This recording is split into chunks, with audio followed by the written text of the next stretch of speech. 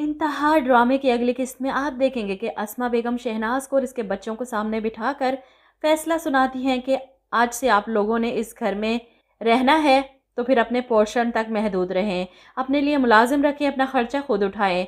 मेरे बेटों पर पहले ही बहुत प्रेशर है बिजनेस का, इन्हें मजीद तंग मत करें। अब ये सुनने के बाद तो शहनाज बेगम अपने बेटे को रोक लेती हैं कि तुमने नवीद के मुंह नहीं लगना, वो तुम्हारे साथ कुछ भी कर सकता है, हम कहाँ ढूंढते फिरेंगे तुम्हें। ये दोनों बहन भाई मिलकर फैसला करते हैं कि सामने से नहीं बल्कि पीठ पीछे वार करेंगे, लोगों का जीना हराम करेंगे। और अब ये छोटी छोटी हरकतें करके घर वालों को तंग कर रहे हैं।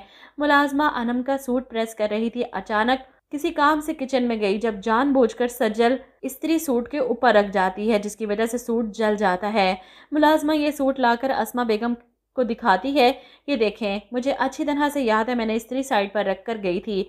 और अस्मा भी जानती है ये किसकी हरकत है, लेकिन वो कुछ कर नहीं सकती। वहीं बिजनेस की बात पर अहमद की राल टपकती है। वो अपनी बहन के साथ अपने बाप का ऑफिस देखने पहुंच जाता है ताकि देखे तो सही कि बिजनेस कितना बड़ा है और कल को इसने भी तो ऑफिस आकर संभालना है। लेकिन इन दोनों को ऑफिस में देखकर असद हैरान होता है, आप लोग यहाँ पर क्या कर रहे हैं? अगर नवीद भाई ने इन दोनों को यहाँ ऑफिस में देख लिया तो वो एक हंगामा बर्पा कर देंगे, इसलिए असद इन्हें यहाँ से भिजवा देता है। अब ऑफिस से निकलने के बाद अहमद अपनी बहन से कहता है, इतना बड़ा बिजनेस है, इतना बड़ा ऑफिस मेरे बाप का, और मुझे पता ही नहीं था। ऐसे में सज्जल इसे डराती है, तुम भी कुछ पढ़ लिख लो, कुछ बन जाओ, तभी तो इस लायक होगे, वरना तो ये पूरे का पूरा बिजनेस हड़प कर जाएंगे। जिस पर अहमद कहता है, मैं इन्हें ऐसा करने नहीं दूंगा, ये मेरे बाप का बिजनेस है, मैं अपना हक इतनी आसानी से नहीं दूंगा इन लोगों को। वहीं सज्जल अहमद से कहती है, पहले पढ़ लो, तो इसका एडमिशन करवा देती है और ख़ुद अपने घर की ग्रॉसरी करने के लिए अकेली पहुंच जाती है बाज़ार। अब इसे ग्रॉसरी करते देख फ़हद की नज़र इस पर पड़ती है। वह हैरान होता है कि इतने बड़े घर में इतने नौकरों और इतने लोगों की मौजूदगी में सज्जल अपने लिए यह सामान क्यों खरीद रही है? क्या इन घर वालों का रवैया इनके साथ इतना ख़राब है कि इन लोगों को खाने पीने को नहीं दे सकते? ऐसे में सज्जल की नज़र भी फ़हद पर पड़ जाती है। वो मासूमियत का लिबादा ओढ़ कर फ़हद के साथ सब शेयर करती है कि असल में अस्मा आंटी ने हम लोगों को अलग कर दिया है ना, इन्होंने कहा है कि हम खुद अपना खर्चा उठाएं, इसीलिए अब मुझे अकेली को ही ये सब करना पड़ेगा। अम्मी तो बाहर आ जा नहीं सकती, इस उम्र में ये काम कर नहीं सकती। अहमद का मैंने एडमिशन करा दिया है। ये सब सुनकर फ़हद को बड़ा अजीब लगता है, कितने बड़े लोगों के दिल इतने छोटे कैसे हो सकते हैं।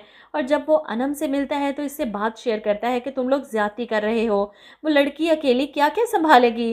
फ़हद की बातें सुनकर तो अनम गुस्से में कहती है, इस सिचुएशन से निकलना मेरे इख्तियार में नहीं है, अगर होता तो इन तीनों को कब का धक्के मारकर उस घर से निकाल चुकी होती। जिस पर फ़हद कहता है, तुम अपनी नफ़रत में इतना आगे बढ़ चुकी हो कि तुम्हें सही और गलत का फ़र्क भी भूल चुका है। फ़हद की बातें सुनकर अनम परेशान होकर अपनी माँ को आकर बताती है कि फ़हद की हमदर्दियाँ इन लोगों के साथ हैं। फ़हद को लगता है कि मैं सज्जल के साथ ज़्यादती कर रही हूँ। अस्मा भी परेशान हो जाती हैं अपनी बेटी की बातें सुनकर, पता नहीं कब ये मसले हल होंगे। वहीं दूसरी तरफ ज़ैनब की माँ इतना सब कुछ होने के बाद घबरा रही है अपनी बेटी की शादी उस घर में करने से, इसीलिए वो चाहती हैं कि इनकी बेटी और नवीद अलग घर में रहें। इनकी ख्वाहिश पर अस्मा इनकार कर देती है, ऐसा नहीं हो सकता, आप समझने की कोशिश करें, नवीद को हम अपने से अलग नहीं कर सकते। ज़ैनब इस घर की बेटी है और मैं आपसे वादा करती हूँ इसको कोई तकलीफ़ नहीं होगी इस घर में। लेकिन ज़ैनब की माँ तो इस बात को अलग ही रंग देती हैं कि अस्मा कितनी खुदगर्ज निकली।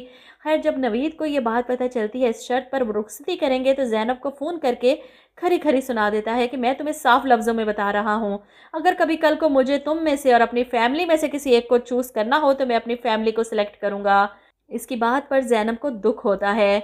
वहीं आप देखेंगे कि फ़हद अनम से मिलने घर आता है तो जानबूझकर सजल इसे बाहर ही रोककर इससे बात करती है, प्लीज़ अनम को कुछ मत बताइएगा कि आपने मेरी इतनी मदद की है, वो मुझसे नफ़रत करती है ना, और पता नहीं मेरे बारे में क्या सोचे, जान से ही मार देगी मुझे तो अगर इसे पता चला आपने मुझे इतनी बड़ी फेवर दी है।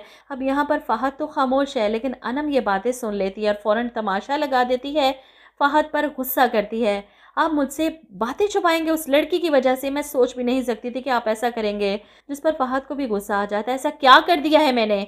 सज्जल जो चाहती थी वही हुआ, वो पीछे खड़ी इन दोनों की लड़ाई एंजॉय कर रही थी, अपने मकसद में वो कामयाब हो रही है। ऐसे में अस्मा अनम को समझाती है, तुम्हें क्या ज़रूरत है सबके सामने इस तरह फ़हद से लड़ने की। जिस पर अनम रोते हुए कहती है, वो बहुत चालाक है मॉम, वो फ़हद की हमदर्दियाँ हासिल करने में कामयाब हो चुकी है, वो इसे मुझसे छीन लेना चाहती है।